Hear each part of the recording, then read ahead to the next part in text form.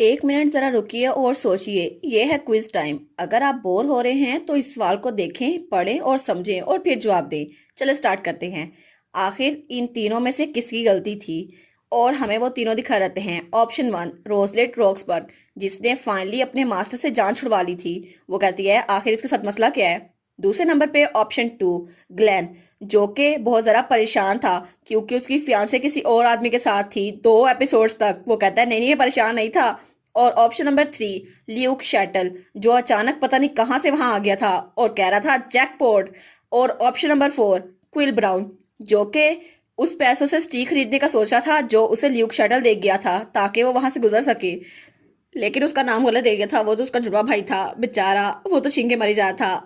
तो आंसर है ल्यूक शैटल। तो हमारी टीम कहती है तुम मरना चाहते हो क्या? वो कहता है लेकिन लेडी रोजलेट, ये बहुत सुपर डुपर जैकपॉट है और वैसे भी मैंने पूरे 17 गोल्ड कॉइन्स यूज किए हैं ताकि मैं ये खबर जितनी जल्दी हो सके आप तक पहुंचा सकूं। तो हमारी टीम कहती है बकवास करना बंद करो और मुझे पक्का यकीन है तुम यहाँ पर अपने टैक्सीज को लो कराने के लिए आए हो, लेकिन मैं ऐसा नहीं करूंगी। और वैसे मुझे फर्क नहीं पड़ता, तुमने जितना मर्जी अच्छा काम किया हो, मैं इसको लो नहीं करूंगी। और तुम तो ड्यूक की बेटी के कमरे में घुस आए हो बिना किसी जान पहचान के। अब तो तुम्हें अपने क्राइम के लिए पनिशमेंट मिलेगी। और पीछे से जैक ब्राउन ने दरवाजा बंद कर दिया था। तो वो कहता है अच्छा, लेकिन मेरे पास बड़ी अच्छी खबर है। तो वो कहता है क्योंकि बात यह है कि थर्ड प्रिंस यहाँ पर आ रहे हैं। तो सब लोग कहते हैं क्या? तो ल्यूक कहता है दा। तो हमारी कहती है थर्ड। तो हमारा ग्लेन कहता है प्रिंस, लेकिन आखिर वो है कौन? तो वो दोनों कहते हैं तुम्हें नहीं पता, थर्ड प्रिंस लार्जगोल एम्पायर का प्रिंस है। तो ग्लेन कहता है क्या आपको पता है वो किस तरह का इंसान है? तो हमारी कहती है हाँ हाँ बिल्कुल, वो लार्जगोल एम्पायर का तीसरा प्रिंस है। वो कहता है अभी तो आपने मुझे बताया, लेकिन उसके बारे में इतना जरा ग्रेट किया है, आप दोनों उसके बारे में बात क्यों कर रहे हैं? तो वो दोनों कहते हैं क्योंकि वो बहुत ज्यादा खूबसूरत है, उसकी हाइट वेट वो सब कुछ बहुत ज्यादा औसम है और वो तो हाथों से दिल बना रहे थे। तो हमारी कहती है वो तो गुड लुकिंग भी बहुत ज्यादा है। तो हमारा ग्लेन अपने मुंह पे हाथ मारता है। वो कहता है बस बहुत हो गया। तो हमारी कहती है कि सच में तुम श्योर हो थर्ड प्रिंस यहाँ पर आ रहे हैं? तो ल्यू कहता है एग्जैक्टली, मैंने कहा था ना ये जैकपॉट है। वो कहती है नो वे, मुझे नहीं पता था वो यहाँ पर आएंगे, लेकिन जहां तक मुझे पता है उनकी एक्सप्लेनेशन के हिसाब से थर्ड प्रिंस तो बहुत ज्यादा हैंडसम है और वो तो पूरे के पूरे गुड लुकिंग है। और दूसरे लफ्जों में कहें तो तुम लोग को खुद उनको देखना होगा ये देखने के लिए वो कितना ज्यादा हैंडसम है। तो पीछे से जैक और ग्लेन वहां पर चुप करके खड़े थे और आगे से दोनों ल्यूक और हमारी हीरोइन ब्लश कर रहे थे। तो हमारी कहती है अगर वो सच में डिप्लोमेटिक एनवे का हिस्सा होने वाले तो वो पेरिस में आएंगे, है ना, बैंक्वेट में। ओ मैन, फिर तो मुझे बैंक्वेट अटेंड करनी पड़ेगी ना। फिर तो मैं क्वीन या प्रिंस को लेटर भेजती हूँ कि मुझे भी बुला लें। तो पीछे से ल्यूक कहता है फिक्र ना करें लेडी रोजलेट, प्रिंस ने कहा था कि वो बाल को अरेंज करेंगे और उसका काम हमें दिया गया है। तो जैसे सारा काम खत्म होगा मैं आपसे कांटेक्ट करूंगा। तो क्या मैं आपका पार्टनर बन के वहां जा सकता हूँ? तो वो कहती है ऑफ कोर्स। वो कहता है ठीक है, तो प्लीज बैंक्वेट में मुझे अपने साथ ले जाके जाइएगा जब वो फाइनलाइज हो गया, और इसलिए तो मैं यहाँ पर आया हूँ निगोशिएट करने के लिए। वो कहती है ऑफ कोर्स मेरे प्यारे कॉमरेड इन आर्म्स। और दोनों बहुत ज्यादा खुश थे। तो तभी उनके दरमियान से निकलता हुआ ग्लेन जाता है। वो कहता है एक्सक्यूज मी। तो वो दोनों कहते हैं क्या, इसको क्या हुआ? तो हमारी कहती है माय लॉर्ड आप कहाँ जा रहे हैं? लेकिन वो उसकी बातें सुनता और वहां से जाई जा रहा था। तो तभी वो बहुत गहरी सांस लेता है और पीछे मुड़ता है तो उसकी आंख में आंसू था। वो कहता है मैं कभी भी आपसे शादी नहीं करने वाला लेडी रोजलेट। बेचारा हमारा ग्लेन फियांसे हो के बेचारे को दूसरों के साथ शेयर करना पड़ता है हमारी हीरोइन को। तो तभी वो दरवाजा बंद करके वहां चला जाता है। तो हमारी हीरोइन कहती है इसको क्या हुआ? तो ल्यूक कहता है इसे क्या हुआ? तो जैक उन दोनों को घूरी जा रहा था। वो कहता है ओह नो, इन दोनों को पता ही नहीं है। और तब वो लोग वहां टेबल पे बैठ गए थे। तो ल्यूक कहता है एनीवेज क्या आपका मूड कुकीज और टी के साथ चेंज नहीं होगा? तो वो कहती है अच्छा ठीक है, मैं अपने फैमिली सर्वेंट से कहती हूँ वो कुकीज ले आएंगे। वो कहते हैं अच्छा ठीक है।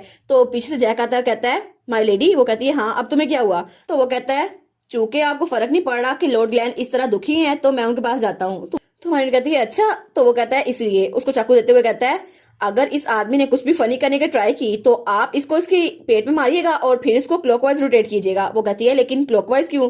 वो कहता है हाँ हाँ क्लॉकवाइज इसलिए क्योंकि ब्लेड उस तरफ है। वो कहती है अच्छा ठीक है। और तब वो दरवाजा बंद करके वहां चला गया था। तो हमारी हीरोइन ने उस चाकू को हाथ में पकड़ा हुआ था। वो कहती है तो क्या हम बातचीत करना शुरू करें? तो वो कहता है जी बिल्कुल।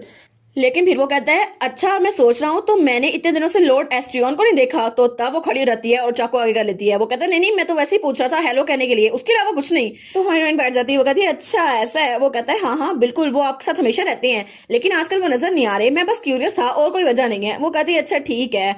तो वो सोचती है तुम तो मेरी पिछली लाइफ में क्रिमिनल थे, मेरे राउंड 4 या 5 में तुमने मुझे जेलिस होकर मार दिया था, तो अब मैं तुम पे यकीन नहीं कर सकती। तो हमारी बहन कहती है हाँ मैं भी मजाक कर रही थी, कितना बोरिंग होगा ना अगर हम सिर्फ कारोबार के बारे में बात करें। वैसे भी तुम्हें क्या लगता है मैं सच में तुम्हें मार दूंगी? वो कहता है हाँ हाँ बिल्कुल। और वो सोचता है ये मुझे मार सकती है इसमें कोई शक नहीं है। और तब वो सोचता है रोक्सबर्ग्स तो बहुत ज्यादा कैलकुलेटिंग होते हैं, अगर उनको पता चले कि उनका कोई फायदा नहीं है तो वो तो सच में किसी को भी मार दें, चाहे मैं हूँ या रॉयल फैमिली का कोई भी। तब तक उन्होंने बात खत्म कर ली थी। वो कहता है ठीक है, तो मैं आपको बाद में अपडेट करूंगा। और वो जाते हुए कहता है अब मैं चलता हूँ, और आपके टाइम के लिए थैंक यू लेडी रोजलेट, प्लीज मुझे बताइएगा कि बैंक्वेट किस दिन रखा जा रहा है, मैं आपके साथ पार्टनर बन के जाऊंगा। वो कहती है हाँ हाँ ठीक है, और वो कहती है हाँ हाँ थैंक यू, और वैसे भी मैं शैटल के गोल्डन चाइल्ड ल्यूक शैटल से कुछ और एक्सपेक्ट नहीं कर सकती। तो वो कहता है अच्छा आप ये बात कर ही रहे हैं तो क्या आप मेरे टैक्स को बंद नहीं कर सकती। तो तभी वो धक्के मार के उसको बाहर निकाल देती है। वो कहता है ओहो, लगता है मेरा टैक्स नहीं खत्म होने वाला। और वो अंगड़ाई लेते हुए सोचती है ये तो बहुत ज्यादा थकाने वाला था। और तब वो सोफे पे बैठ गई थी। वो कहती है बैंक्वेट 2 दिनों में है ना। तो तब उसके दिमाग में सिर्फ कुछ ही बातें थी, जिनमें बैंक्वेट का सबसे बड़ा नंबर था और मास्टर रियोन काम डांसिंग और सबसे छोटा खाना था हमारे ग्लैन का, लेकिन कम से कम ग्लैन था तो सही उसमें। तो वो कहती है चलो अच्छा हुआ, बस मुझे अब तैयार होना है और कुछ नहीं करना। और तभी हमें दूसरी तरफ रोक्सबर्ग रेसिडेंट विंग दिखाया जाता है, जहाँ पे हमारा छोटा सा रियोन बड़ा हो गया था और वो भी हमारी हीरोइन की तरह लड़ाई देता है। वो कहता है चलो काम तो हो गया, और वहां पर एक पिलो पर हमारी हीरोइन की फोटो थी। तो तभी वो उस पिलो को हक कर लेता है। वो कहता है तो चलो मेरा काम हो गया। और तब वो बताता है मेरा नाम है एस्ट्रियन रोक्सबर्ग। और उस वक्त वो भी बड़ा हो चुका था 17 साल का, और उसके दिमाग में सिर्फ 2 ही चीजें थी, सिस्टर और पेबल्स। और सिस्टर तो बहुत बड़ा खाना था। वो कहता है क्या आप लोग मेरी कहानी सुनना चाहेंगे। और तब स्टार्ट होती है साइड स्टोरी नंबर 2, एस्टियन रोक्सबर्ग लाइफ, नो रोजलेट नो लाइफ। और वो कहता है मुझे याद नहीं पड़ता, लेकिन उन्होंने कहा था कि मेरी मॉम जैसे मैं पैदा हुआ वो मुझको वहां दरवाजे के बाहर छोड़ के चली गई, लेकिन ड्यूक ने मुझे अपने घर ले लिया और उसके बाद मैं यहाँ काम करते हुए बड़ा हुआ। और उन्होंने मुझे सिर्फ बचाया नहीं, उन्होंने मुझे जॉब भी दी, मुझे खिलाया भी और मुझे सोने के लिए एक जगह भी दी। मैंने बहुत ज्यादा मेहनत की ताकि मैं ड्यूक की फैमिली के लिए यूजफुल हो जाऊं। लेकिन अचानक एक दिन जब मैं 10 साल का था तब कुछ ऐसा हुआ, और वहां पर चलती हुई हमारी हीरोइन आती है। तो तब वो कहते हैं तब पहली बार मैंने यंग मिस्ट्रेस को देखा, और तब वो भी मेरी तरफ देख रही थी। और उस वक्त से मेरी जिंदगी में सबसे बड़ा टर्निंग पॉइंट आया जब लेडी रोजलेट चलती हुई मेरे पास आई। एस्ट्रियन ने जब पहली बार हमारी हीरोइन को देखा था वो तो उछल के पीछे हो गया था, और तभी उसके पास जो बाटी थी उससे छींटे उठकर हमारी हीरोइन के चेहरे पे पड़े थे। वो कहता है ओ नो, मुझसे गलती हो गई, मैंने तो इन्हें नोटिस भी नहीं किया। और मैं इतना ज्यादा सरप्राइज था कि मेरी वजह से उनके चेहरे पे गंदे छींटे पड़ गए। तो वो कहता है मैं तो मर गया, मैं तो बिल्कुल मर गया, अब तो ये मुझे जान से मरवा देंगी। तो उसके सामने झुकते हुए कहता है मुझे माफ कर दे प्लीज, मुझे माफ कर दे, मुझे पता है ये मेरी गलती थी, लेकिन मैं ऐसा दोबारा कभी नहीं करूंगा, प्लीज मुझे माफ कर दें। और इसी के साथ ये वाला पार्ट यहीं पर ख़त्म। तो आप लोग बताइएगा आप लोग को ये पार्ट कैसा लगा, और वीडियो को लाइक और चैनल को सब्सक्राइब लाजमी कीजिएगा। बाकी वीडियोस का लिंक भी स्क्रीन पर नज़र आ रहा होगा, तो काइंडली उनको भी चेकआउट कर लें। और thank you so much for watching my videos. Stay safe, bye bye.